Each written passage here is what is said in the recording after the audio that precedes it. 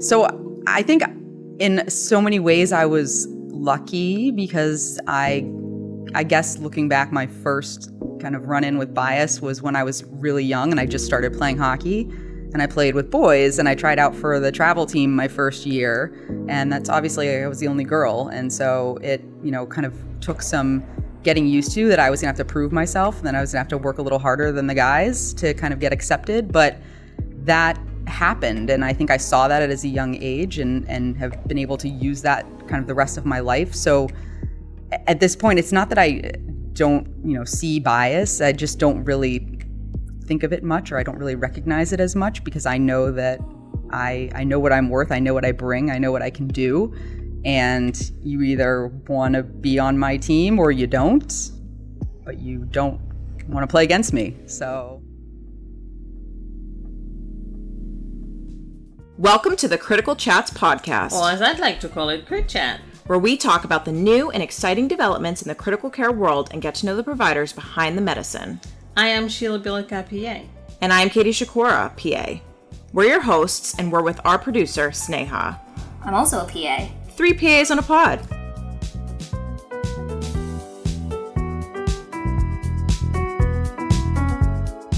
Today's guest is Dr. Bazzone, who graduated as an MD PhD from Tulane University School of Medicine in New Orleans, Louisiana in 2015 and completed a fellowship right here at UMass. She is triple board certified in pulmonary disease, critical care medicine, and internal medicine. As we are about to find out, she's one of the most interesting and intelligent women in medicine and has truly embodied what it means to be a well-rounded clinician. Before her time in New Orleans, Dr. Bazzone made her mark on the ice as a Division I hockey player at Boston College, where she brought the same discipline, teamwork, and drive that now fuel her work in healthcare. We're excited to dive into her journey from the rink to the lab, and now as an attending physician in our medical ICUs and director of 6 ICU, which is a medical ICU. Welcome, Dr. Bazzone, to the Critical Chats podcast, or Crit Chats. That's right. I call it Crit Chat. Thank you so much for having me. I am honored and very excited to be here with the both of you. We'd love to start by getting to know you a little more. We all want to know about your experience as a Division I hockey player, specifically at BC. Not to be confused with BU. The biggest rivals. It was one of the best experiences of my life and one of the things that shaped me, I think, the most. And I absolutely love my time at Boston College in general. And I think being a student athlete had tons of challenges associated with it. But it, again, kind of shaped who I am and was one of the most phenomenal accomplishments that I think I have under my belt. So what age did you start playing hockey and what drew you to it? So I started actually pretty late. I played a lot of other sports. I have a younger brother who's 3 years younger than me, and he played hockey. And we were living in Pennsylvania at the time, and he was playing hockey, and I was doing everything else. But I got dragged around to all of his hockey games, and it was pretty annoying. And you like the smell of the bags, and you're like, I just gotta. The smell of the bags is a little bit, you like the smell of your own, but maybe not somebody else's. So that was a little, and he's a boy. So and you were gross. Like, I can do that. Right? So we moved to Florida, actually, and he still played. And I was like, oh, okay, I want to play too. And my parents didn't really believe me. And so they made me wear like my younger brother, and I'm a girl who's 3 years older than her brother. And so I'm obviously much bigger. They made me wear his equipment, which did not fit me. And that's how I started playing. And then I kind of took to it right away. And you were like good at skating inherently. Like you got it. I did. I learned to play hockey. I think I was 11 years old when I first started, which is, again, late for hockey. Really? When do they start? Usually like really young, like 4 or 5. Some people the second, you come out of the womb. Some people the second you can skate, your parents will throw you on skates. And you haven't stopped. You can walk. I haven't stopped. So you're in a league now. You're in 2 leagues? Technically 3. Okay, what are all these leagues? And can I join? I'm terrible. I literally can barely skate backwards. Don't let her come. You can work the door. I'm down. On the bench. I just want to feel a part of something, really. We would love to have you. Okay, so you have 3 leagues. I have 3 leagues. So I play in 2 men's leagues, which are kind of your quote unquote beer leagues. So they're fun. They're, late nights, sometimes close to midnight are our games. And so 2 kind of competitive men's leagues that are also beer leagues. And then I play in a women's league that is probably the most competitive league that I play in. It's all kind of former Division I players that are now old adults and like to get together on Sundays and, relive our glory days. That's so fun. So like a wine league, if you will. A wine, tequila, Mai Tais. Depends on the week. Okay, question. I've been dying to know. So you have a beautiful smile. Have you ever gotten your teeth knocked out playing hockey? I have never gotten my teeth knocked out. I did get braces 3 times in my life, though, because these things moved quite a bit. But no, I never got my teeth knocked out. I got plenty of kind of scars on my face from things getting up under your cage and under your helmet, but plenty of concussions, lots of brain damage. So we got to nix the entire interview because it's going to be full of She's brilliant, though. She is brilliant. She can do this. She'll take the brain, remember? The many brains that she has. Yeah, so I feel like you have like multiple brains here. That's right. And personalities, yes. Multiple personalities. They go with the brain. Got to insert one, take another out. And Hockey your brain, the ICU science brain. Yeah. The medicine brain. And then everything else. And then just the fun brain. So you had a question about fights? Yeah, so have you ever gotten into a fight? I have. What happened on the rink? The first fight I ever got into was when I was younger and I first started playing. I played with boys my whole life, kind of like growing up and everything. And the first fight was when I was probably like 13 years old or 14 years old. And it was a kid I knew, and he was just like giving me a hard time and like pushed me on the side of the net. And so I just beat the hell out of him. Oh, wow. Did not get kicked out of the game, but did get a nice penalty. So awesome. That is awesome. I wish we could do that at work. Just get a little penalty, Right? A little penalty. I was going to say violence in the workplace might be frowned upon, but a penalty would be good. All right. And then position you play. I play forward, so I play center and left wing. Very cool. So you're aggressive. You have to be aggressive. Oh, yeah. And a goal scorer. Right? Forwards. So how has hockey shaped you as a person, but also as a clinician today? Hockey has probably been the biggest influence in my life and has probably shaped every aspect of my life. And I think sports does that in general, but just the lessons that you learn, so the discipline, the hard work, the perseverance, all of those things combined, and you carry that with you. And that's part of my daily life. And I think you guys have worked with me before. I'm pretty intense and extreme about things, and I do things 100% or not at all. So the grit. Yes, I mean, absolutely. Yeah, like the fact that you have an MD PhD says it all. That's right. It's been a lot of work, but it's also like something that I go after just because I like the challenge, and I think that's also something that kind of keeps you going. And same thing with sports, and then of course the teamwork, right? So that's like the biggest part of it. You learn to be part of a team. You learn when to follow. You learn how to lead by example.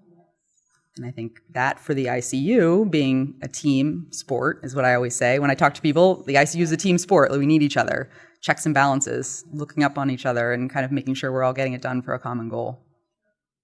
It seems like you've broken multiple barriers in society, first as a young woman playing sports, and so often associated with males, machos, and then as a researcher and a young woman in medicine.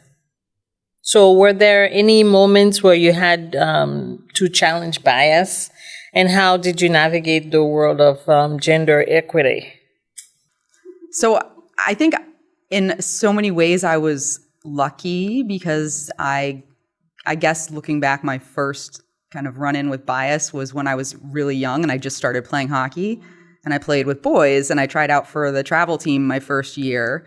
And that's obviously, I was the only girl. And so it, kind of took some getting used to that I was going to have to prove myself. And then I was going to have to work a little harder than the guys to kind of get accepted. But that happened. And I think I saw that at a young age and have been able to use that kind of the rest of my life. So at this point, it's not that I don't, see bias. I just don't really think of it much, or I don't really recognize it as much because I know that I know what I'm worth. I know what I bring. I know what I can do. And you either want to be on my team or you don't, but you don't want to play against me. So Yeah, 'cause you're intense. so I think it's helped. Yeah, we love that about you. Truly, like I think it's so inspiring. Like as PAs, happy PA week, by the way. Oh, yes. Yeah, happy PA week. Thank To you. you guys and to Thank everybody you. else out there. But you know, like us PAs, NPs, mid-levels, if you will, and then also just the residents, like looking up to and attending a woman, like it's incredible. Like it's so funny. I purposely try really hard to call, like, you know, everybody says like, call me, you know, Mark, call me Bruce, call me whatever. But it's like, you know, with the women especially, I like to say Dr. Bazzone because you earn that title. And I feel like so often you'll see people call the attending physicians by their first name if they're women. And like, that's great. It's casual. But at the same time, it's like you worked so hard and like, there's just that bias that you have to fight for, or fight against rather. So Dr. Bazzone. Thank you. But you can call me Lindsey. In the zone with Dr. Bazzone. That's right. AutoZone. We have no disclosures. You keep saying that. Yeah. Alrighty. So, what are you working on, research-wise? Research-wise. So my research is a little bit different than the rest of my life. I've always been interested in immunology and infectious disease, and that was actually what I was going to do in medicine before I had kind of an epiphany that this was not for me, and critical care really was for me. So I still do a lot of work in basic science, so lab bench work, and I work with viruses and particularly respiratory viruses at this point, and how the immune response kind of adapts or is influenced by respiratory viruses and vice versa. Oh, what drew you to medicine? What drew you to immunology and all that? Yeah. I never really was I never thought growing up, like, oh, I want to be a doctor. Yeah. I always thought I wanted to be a scientist. And I was like 8th grade. I had a teacher who I thought was really cool and like did some research. I mean, this is 8th grade, right? So like did a little bit of research, and it was like life science, and it was all fun, and I loved it, and it was just really interesting. And I think that was, ever since then, that's my earliest memory of saying, oh, I want to be a scientist. I want to do something with science and research. And so I didn't actually think about pursuing medicine until it was time to say, okay, how do I get into research? Oh, there's something called an MD PhD, and you can get both degrees. And so you can be a physician and a scientist. Well, that's cool. And then I looked into that, and the two go together pretty well, and decided that's what I wanted to do. Always kind of aiming as high as I can. Let's figure out what takes the most work, and then I'll do it regardless. How many years did that take you? That must have been like 10 years. Yeah, it was, so medical school with a combined MD PhD was 8 years. Mm-hmm. Oh. And then fellowship. Not for the faint of heart. And then residency and fellowship. Oh my goodness, that's right. I didn't even think and a about postdoc. Oh, so all three. Yes. And so you're currently doing bench work right now, in addition to being an attending in the MICUs. Correct. And so you're essentially like, you're a PI. Yes. Wow. That's incredible. What does PI mean for the people who don't know? Private investigator. It's a principal investigator. So it means like you have your own lab. That's right. Which I'm working on. My lab is very small right now, me and one other person, but so she and I want to join your lab. Absolutely. I can use all the help I can get, let me tell you. I'm not the best pipe cutter, but Sneha wants to join your lab too. Working for free is a good thing. That's right. We want to work for free. Right, Sneha? Okay. See? So, yeah. All right. Great. We want to work for free. Absolutely. I can pipe it. I'm hiring free, so. So you're you're like translating proteins in your lab? So what I'm specifically looking at is a specific protein that I looked at when I was doing kind of my graduate work, which is a surface protein that has a number of different functions and is involved in different diseases. But what we had found during my postdoc research was that it actually functions in the immune response as well. And in particular, it helps signal the body to the presence of different types of viruses that have RNA as a genome. And in doing that, kind of fuels or starts up the initial response, the innate immune response to that virus. And so looking at that protein in particular and how that protein, the different ways in which that protein helps the body respond or triggers the immune response, or in some cases silences the immune response if the virus is able to do that. So that's kind of the basis of my work right now.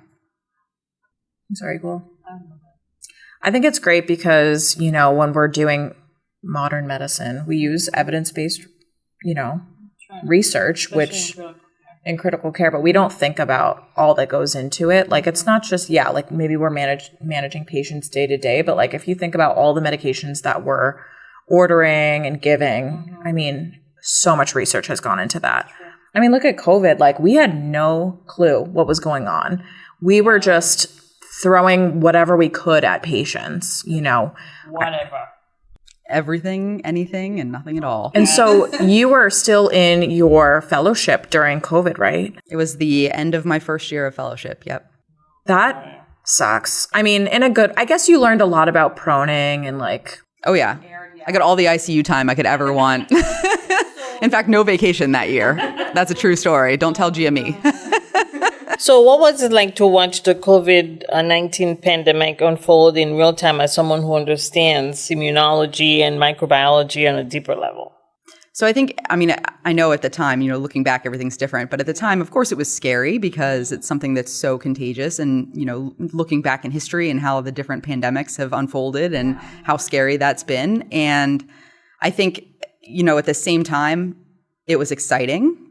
Because in my brain, my thrill has always been like, oh, let's get into some pandemic somewhere. Like, the Ebola virus outbreak and that, the movie Outbreak was an inspiration for me my whole life. So having something happen like that when I was kind of in real time was really cool and really exciting and something I really wanted to be a part of. I think the regret that I have is that, well, not regret necessarily, but I was doing a lot of the ICU work, a lot of the clinical work, there wasn't really much to do, if you guys remember. I remember it was like you had a board of just everyone's vent settings. Yeah. And then there was a bunch of like the iPads that you would bring to the rooms and like, unfortunately have to have like families say goodbye to their loved ones on the iPads. That was kind of what I remember. Having to update family members a lot. Yeah. But not a lot of like, everybody got the same thing, Everybody got the same thing. And I think that was that was the part that I wish that I could have done at the same time. I was kind of totally consumed with the clinical part, but I would have loved to have been doing the research part of it. And I didn't have the time to do that. And my lab that I had done my postdoc with was doing a lot of research, bench research on the virus itself. And I think it would have been really cool if I was maybe where I am now in life, where, I'm kind of doing both. That I could step into that role a little bit more and do more of the research on that. But I mean, I essentially picked up with that research after the fact, and not even because of the pandemic, just because the coronaviruses are the type of virus that I work with the protein that I'm working on. So at the time, it might have been like you were a bench warmer, if you will. Maybe a little bit. I would like to say that I was part of the team that... I mean, COVID was for sure a team effort because it was like you had the proning team. Mm-hmm. You had like people just switching gears entirely, like people who are doing like, I don't know, like psychiatry residents were, doing MICU. And it was just craziness, absolute chaos.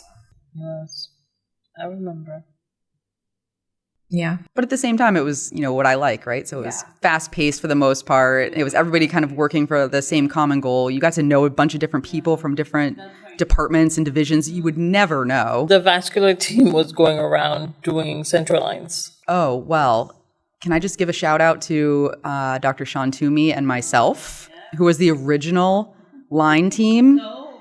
Back when we first moved all the MICUs over, and the two of us as first year fellows were literally going room to room and lining everybody. And then when they exhausted us and we had sweated out all of our scrubs, they were like, oh yeah, we should have vascular surgery do this.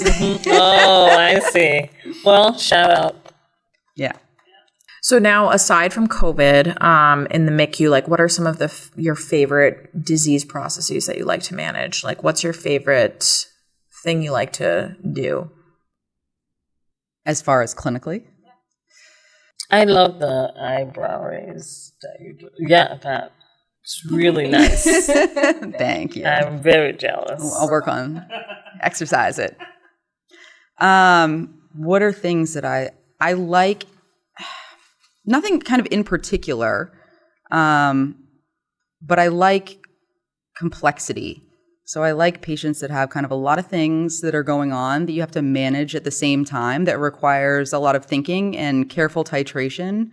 And I like the thought process behind that and being able to execute that to kind of bring that patient back from whatever they're going through. So it's not necessarily a specific process.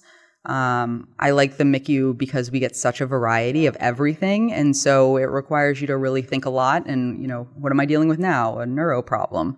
What am I dealing with now? A post-op problem, right? We don't get that many of them, but we do get some. So kind of the big picture of things. And everything relates. You mess up one system, then the other system goes. Exactly. That's what one pediatrician said to me when I was a baby PA. He said, adults, you fix one thing and they break everything else. They break something else. So you give them, they come in with their stents and then they have heart failure afterwards. So. Well, thank you so much. Sheila? Yes. You got the last bit? No, I don't. Final 3 questions? Yeah. Okay. What is your anthem song or quote? This is hard. My quote that I like, my hockey quote is which translates is, you miss 100% of the shots you don't take. Oh, I love it. I think it was Wayne Gretzky initially, which I'm not a big Wayne Gretzky fan, more of a Mario Lemieux fan if we're going back to old time hockey. But I think that, that kind of is one of the things. If you don't take chances and you don't try and you don't kind of put yourself out there, then you're not going to do what maybe you would love to do. I love that. Yeah. That's awesome. That is very good. Yeah. Top 1 to 3 things you do when you've had a tough day or are struggling with burnout. What's burnout? No, I'm kidding. What do I do? So exercise. And if it can be hockey, I know that's kind of lame, but it's true. Like I am not, like when somebody gets injured on the ice, I'm like, somebody call a doctor. I'm not here, like it's You're totally sipping different. on some tequila Exactly. and some Mai It's Tais. a separate thing. I try to separate it. It's my release. And so that's the number one thing. And of course, just like sometimes when you have a bad day, you just go for a run and just like pour sweat and feel much better after and get the endorphins going and everything. And then of course I like, going out and hanging out with friends and having a drink and shooting the stuff. Or you can call her. She'd like to go out. I mean, I would be, yeah. We're fangirling over here. Yes, we are. So, but we're cool. We're fun. Totally. Me too. All right. Well, thank you so much. Thank we really you. appreciate it. It was my pleasure. Thank you guys so much for having me and for inviting me.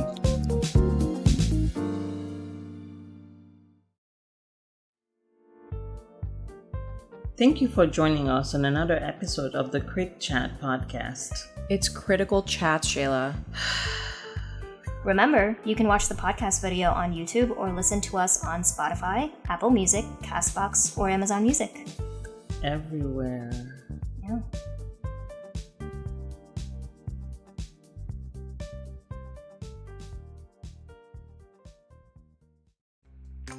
Tulane University School of Medicine in North Orleans, Louisiana in 2015. Do you want to do that again? Yes. Can I tell you, that was the first time we had to restart the episode. We've never had to restart the episode. We're doing so well. Because of the New Orleans. I corrected it on That was recorded, by the way. That's going in the bloopers. We're doing so well.